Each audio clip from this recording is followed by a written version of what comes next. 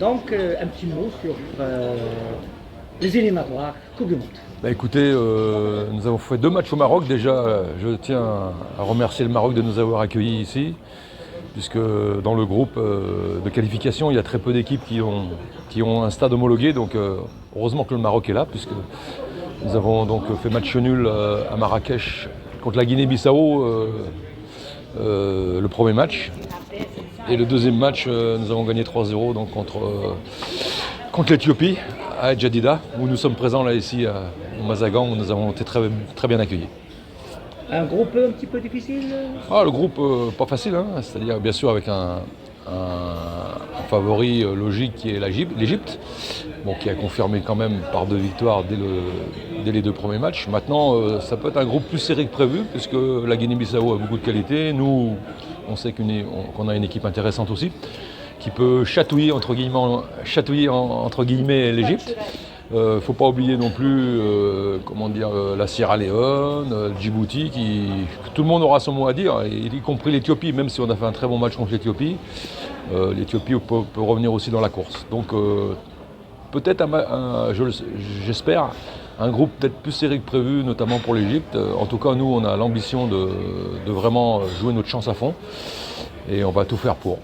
9 équipes, c'est une nouvelle formule? Oui, 6 équipes, nouvelle formule, ce qui représente 10 matchs. C'est très différent d'habitude.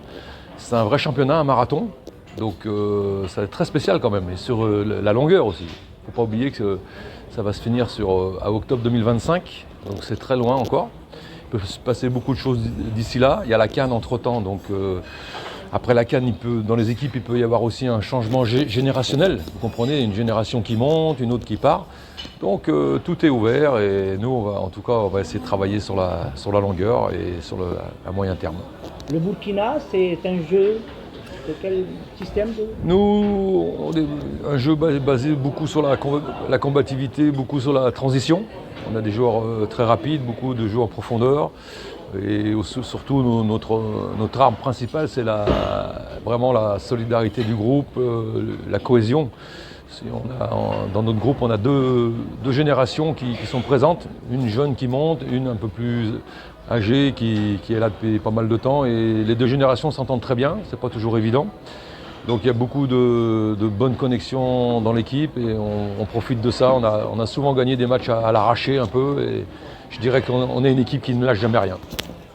Un mot pour le football africain pour terminer.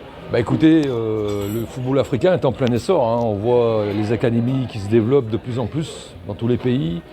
On voit que la qualité des effectifs, j'en parlais ce matin avec vos confrères, augmente en qualité de plus en plus dans les équipes nationales. Il y a de plus en plus de très bons joueurs.